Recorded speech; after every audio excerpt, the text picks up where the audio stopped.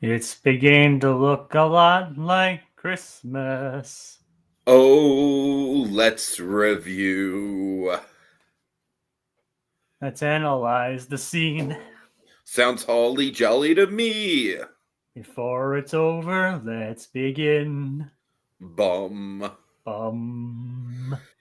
That's right, folks. Since the Christmas season is upon us, we thought the way to celebrate and get into the holiday spirit would be with some holiday reviews.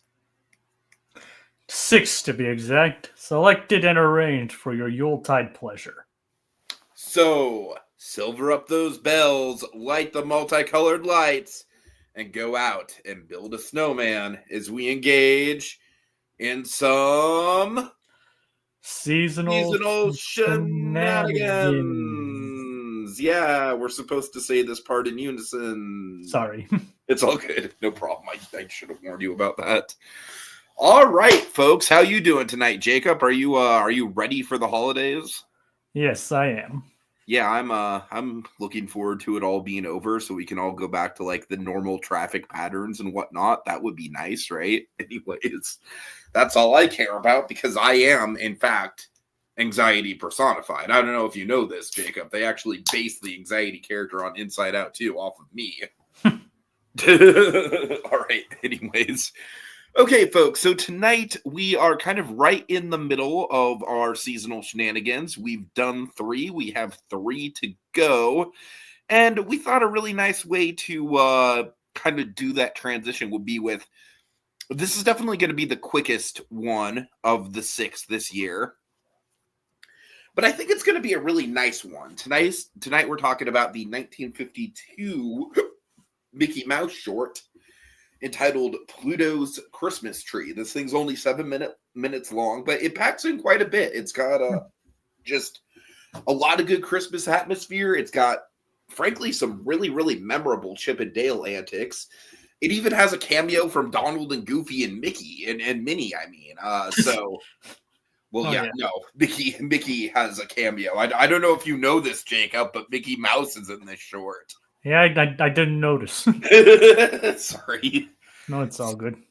So yeah, let's just get into thesis, Jacob. I'll let you start with this one. Do you have any memories of this as a kid, or is this your first time watching this particular short? This is actually my first time seeing this.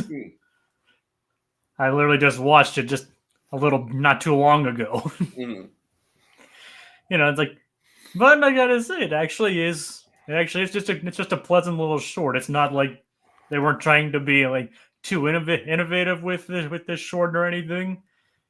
But I think it still ended up being quite well.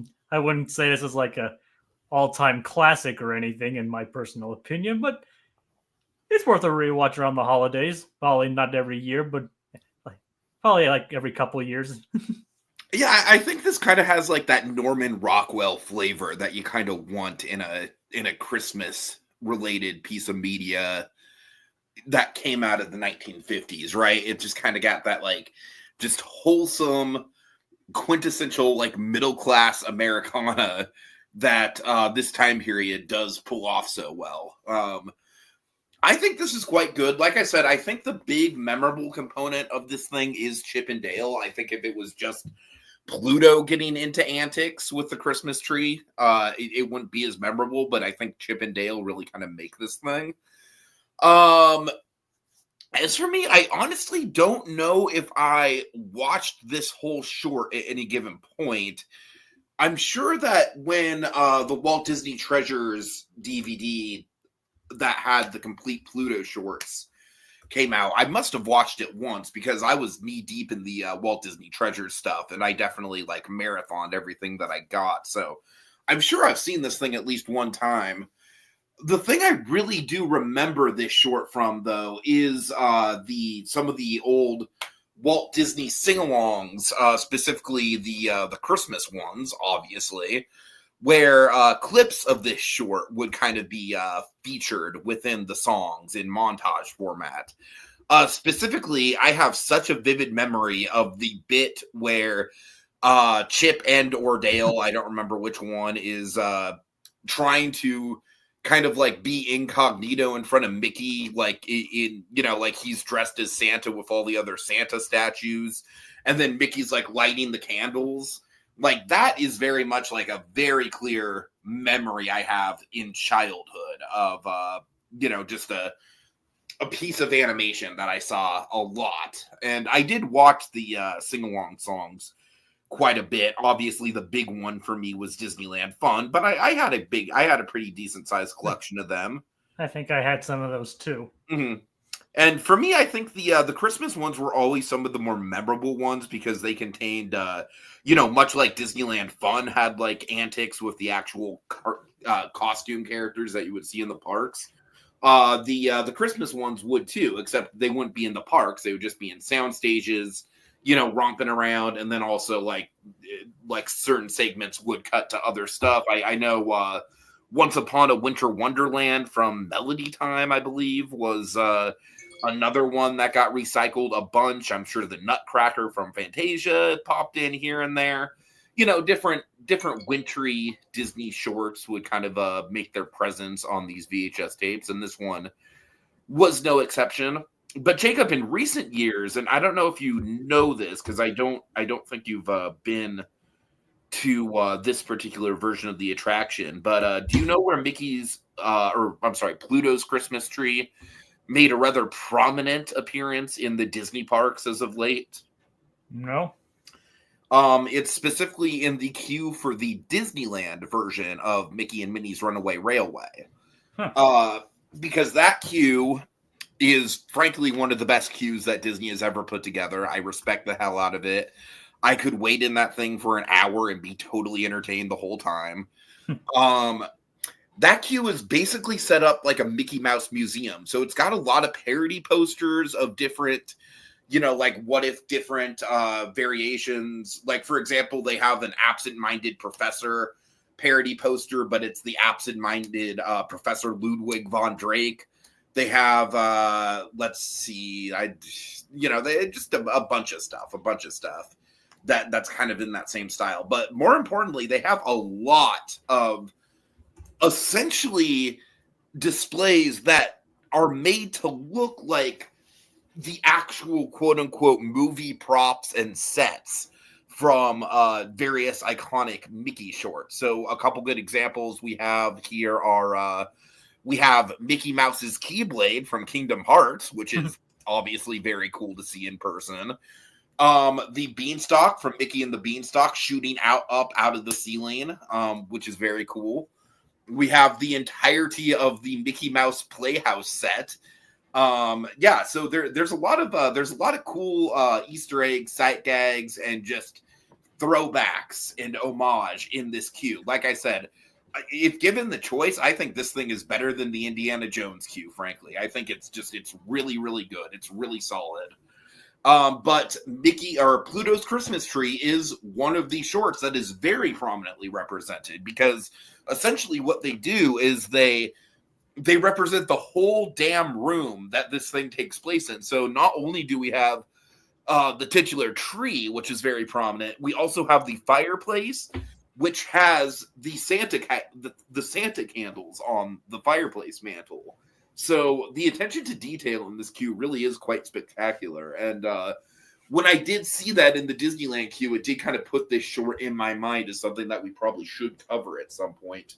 A few years ago, Dragon and I had a really fun time covering the Donald Duck short Trick or Treat for Haunted Holiday Hijinks. Yeah, I remember. And this is a little bit of a spiritual successor to that in a way. So yeah. All right. Well, we're not going to spend a ton of time on this thing. I mean, frankly, it's a very, very simple short. It pretty much follows the formula that a lot of Mickey and Pluto shorts follow, where, like Mickey and Pluto are just doing something together. Pluto's trying to be a good boy for Mickey. And it's just not going well, thanks to the interference of a couple pests, in this case being Chip and Dale. So how do you want to approach just this, Dragon? Or I'm sorry, Jacob. Do you have any memorable set pieces here? I don't necessarily know if we want to go beat by beat, just because everything that happens is so simplistic. Then we can just talk about the short in general, I guess. Yeah. All right. So basically, it's obviously in the 50s. It's kind of like I'm not as used to Jimmy McDonald's Mickey voice as I am others. That threw me off a little bit. I'm not gonna lie. I mean, I'm not gonna say he's like the worst or anything, but no, but he's definitely like like we've got a couple iconic ones. I mean, obviously he was the first one after Walt Disney, so right. But like when I think when I think this time period of Mickey, I'm still thinking Walt's voice, right? So it did kind of throw me off of like, oh yeah, that's not Walt. This is definitely I believe Mickey and the Beanstalk was the last time that Walt voiced Mickey. That's a bit of an adjustment. I think this was like still early on when he was voicing Mickey before he probably got better at it. Mm-hmm, mm-hmm. And obviously long before Wayne Allwine took over. Yeah, but that guy is I would say definitely like he's kind of like the Steve Whitmire of Kermit, where it's he's kind of like almost or of Mickey, where he's almost as iconic to a certain generation as Walt was to the generation that grew up with that. So I mean, this might just be nostalgia speaking, but I've listened to all the different eras of Mickey's voice, and I still think of the way they used him. Wayne's was probably the best one. No, I kind of agree. Just like I kind of feel the same way about Whitmire as Kermit, honestly. I mean, as much as obviously we're going to have a soft spot for Jim Henson doing that role, because Kermit the Frog very much in a lot of ways, much like Walt Disney, is kind of like the spiritual embodiment of this character. Kermit the Frog is to Jim Henson. But I just feel like, I feel like what he was able to do with the character, I feel like kind of gave it a little bit more dimension to it. Whereas Walt, he was just kind of like, at the end of the day, as good as Walt was as Mickey, he was still just kind of putting on a funny voice the whole time he was doing it. And I really feel like Wayne gave it a little bit more pathos while still making it a little bit more broadly comedic at the same time. I feel like he added layers to the role that Walt never had.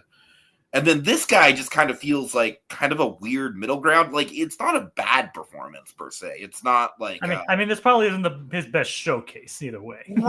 Right, for sure. I mean, I'm sure he had better. I'm sure there were other shorts where he had better material to work with.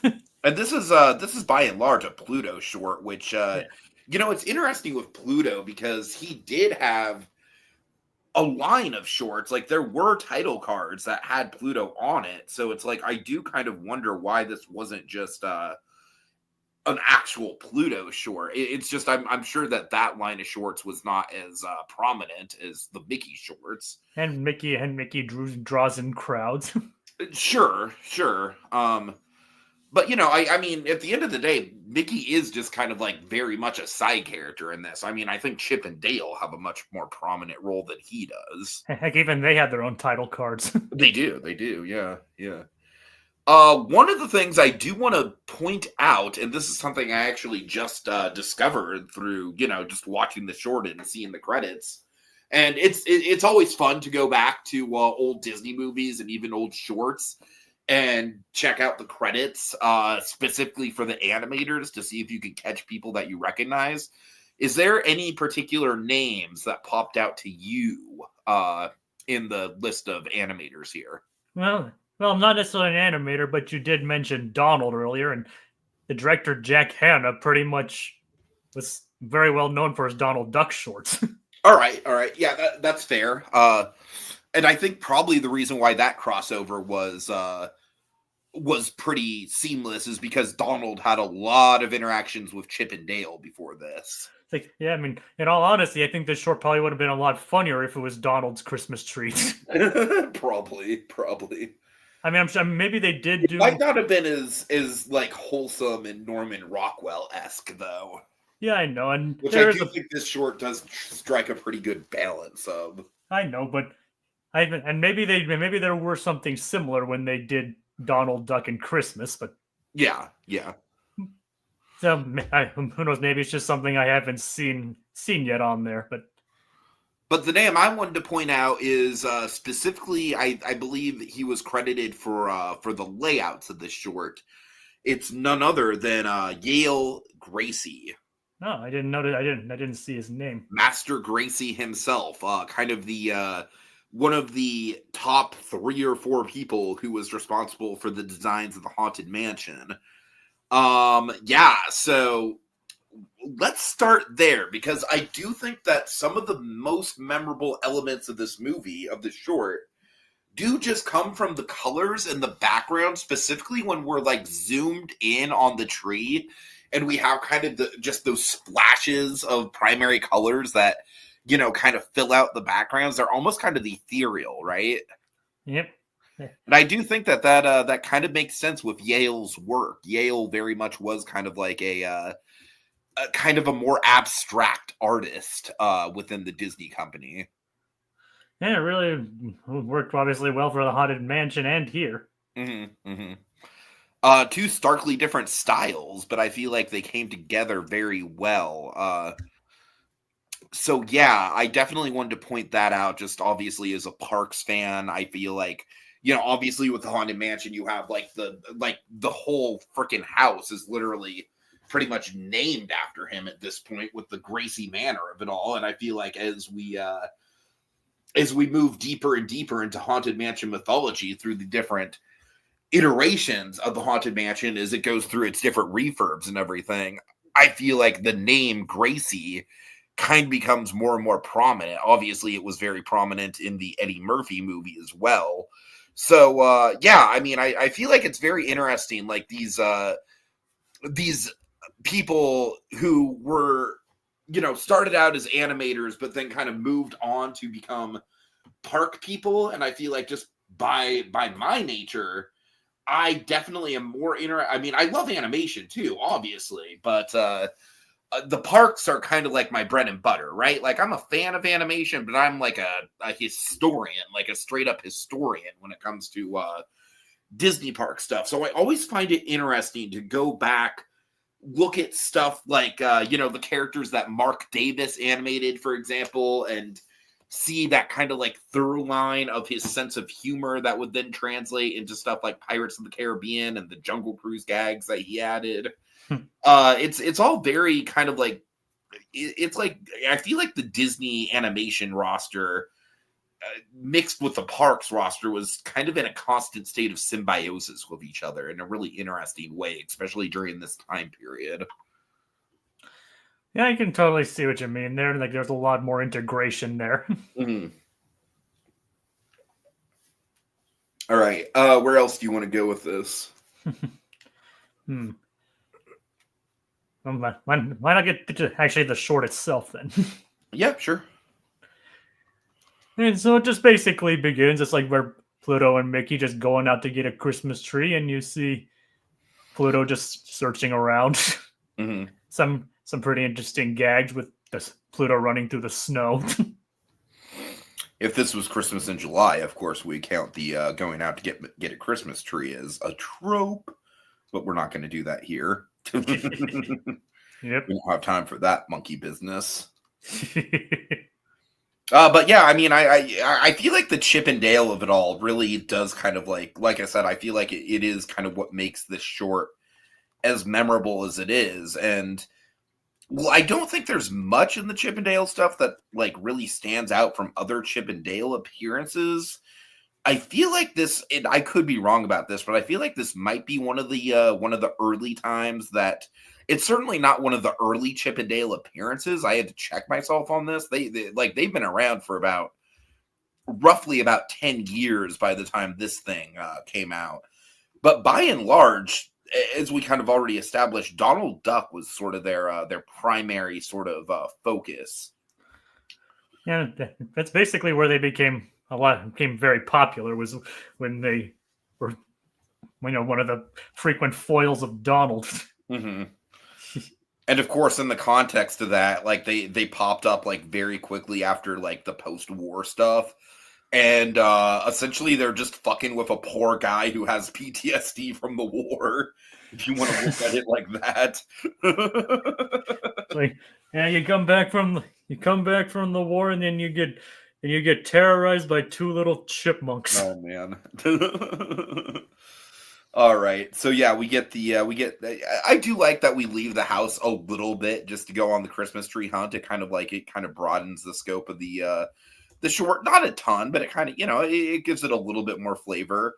But I mean, let's talk about the actual like layout of the house itself, because like I said, like Disney went to pretty much painstaking levels of detail recreating this set for the Runaway Railway queue. And I think it's just super cozy. I really do think it's just kind of like one of the most quintessential like Norman Rockwell Christmas settings that I've seen, at least in the context of Disney. Do you like it as much as I do? You talking about like the short or like the? No, I'm talking about just like the layout of the house, just like how quintessential it is, just the look of it. Where you got the fireplace, you got the tree. It's just like it just feels very cozy. I mean, it's just like a standard like one person one. It's a perfect house for just a guy and his dog. Mm-hmm, mm-hmm. I mean, it's like it's quintessential single floor Americana house. Yeah, and like I said, perfect for a guy living with his dog. All right, so we get a bunch of antics with the ornaments. I do like that. Generally speaking, one of the things I do think works, like we kind of mentioned that, like Donald might have been a better fit here, and he could have if you wanted to make this thing more broadly comedic, for sure. But I really do think that this special does do a really good job of towing the line where Chip and Dale definitely, like, they're annoying, but I don't think they're a menace like they are in the Donald shorts. You know what I mean? Yeah, it's like here they're not outwardly being outwardly malicious or anything like that. They're just curious, and like they're not even mad that the tree they're hiding in got cut down. It's just like they're genuinely curious, like, oh, what's this? What's that? Like, what's this? What's this? There's color everywhere. But yeah, no, that's a really good point. I feel like they could have. If this was a Donald short, then Donald Duck literally cutting down their home would have been like, oh, it's fucking war now. Or even if it was just a random, or if it was just like a random tree they just decided to hide to stay in that day. Right. It wouldn't even matter if it was like their home for any significance. And they're like, oh, there's that duck again. Let's go mess with him. Oh, man. But yeah, I think that Pluto is just kind of like the perfect foil here because and one of the comedic beats with Pluto has always sort of been like the misunderstandings where stuff will happen to him and then Mickey will be like, Pluto, why are you doing this? And it's like, no, it's not actually his fault. And I feel like this goes in that kind of direction and it does it well enough. Yeah, it doesn't really dwell on it too much, which is nice. Yeah. I mean, I've never really been like a fan of those where it's like where the person's obviously or the dog even other like shorts have been guilty of this where like it appears where Pluto is made out to be kind of guilty and then he gets punished for it. But it only really happens at the end and for like a very brief like, oh, you dumb mutt. Well, I mean, like I think the most memorable one of those is Pluto's Judgment Day. Do you remember that one? I mean, that was just more in his dreams, though, right? Oh dear God, we need to cover Pluto.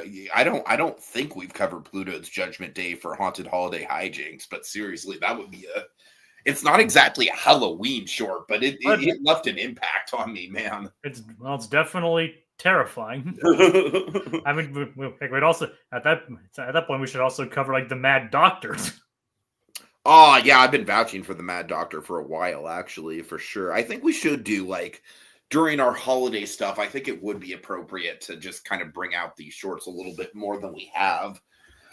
Frankly, I'm having a little bit of a harder time sort of, just trying to fill time talking about this than I was with Trick or Treat. I feel like Trick or Treat was a lot more dynamic as a short. It had the Witch Hazel stuff. It had the song. It had Huey, Dewey, and Louie antics. But this is just kind of nice. This is basically the equivalent to like an unfancy, like it's a cup of hot chocolate. It doesn't have the whipped cream or cinnamon or anything on it. There's no peppermint. But you know what? It's a really nice cup of hot chocolate nonetheless. It's not fancy hot chocolate, but it's still delicious. It's like It's not like frothed milk or anything like that. Yeah, exactly. It's like hot chocolate made with water instead of milk. Well, I don't know. I wouldn't. I think it's made with milk. I just don't think there's any extra flourishes to it. I know. I just like milk. I just like milk hot chocolate better than water hot chocolate. Yeah. Like it's not Polar Express hot chocolate. Let's put it that way. Oh no. If I could try and drink any hot chocolate, it'd be that one. So good they even have a song about it. Oh man. I feel like that song has come up like a lot during our conversations this year with seasonal shenanigans. Huh. All right. All right. What do you think of the?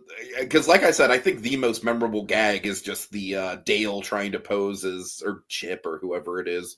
So did they have the red nose or the black nose? I don't. I think it was Dale. Okay. Yeah, he's trying to hide in with the Santa candles, and then he gets the hat, which must be a wax hat. Lit, and I really do like kind of like that. That's the one moment of the special where it's not exactly tension filled. It's not like, oh no, Dale's gonna frickin' burn to death. But I do like that there's a little bit of stakes there at that point. I do like that it's the one moment of the short, and I feel like Chip and Dale are kind of like the one thing I do really like about this is that like we kind of already established, they're never in the wrong. They're never really trying to pester anyone. Unless your name is Donald Duck. Yeah.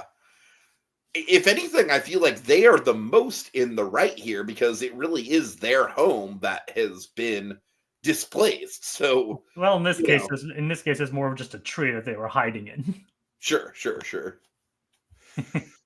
So yeah, I don't know. I'm still blown away by the detail in the Runaway Railway queue where they have the little Santa candles. That to me just really goes to show like what Disney can really accomplish when they actually try in the parks. That's all I'll say there. I don't want to get into a whole conversation about Disney trying or not trying in the parks, but the queue for Runaway Railway at Disneyland was very definitively Disney trying and succeeding. All right, and then lastly, we just get a nice version of Deck the Halls with the other members of the Fab Five, which is really nice. It's cool to see Goofy. It's cool to see Minnie and Donald. Donald being festive. Yeah. I do think it's funny how Goofy's voice actor is credited, and he's the same guy who did Pluto. But tell me, can you distinguish Goofy's voice at all in that chorus? Not really.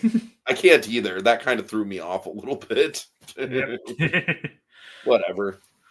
All right, and that's pretty much it. I mean, I do like how I like how at the end of the day, Pluto's like really trying to save this tree and like really conserve the decorations that Mickey's put on it, but the chipmunks being in the tree are kind of like the most wholesome element, and Mickey doesn't really care about the decorations of that.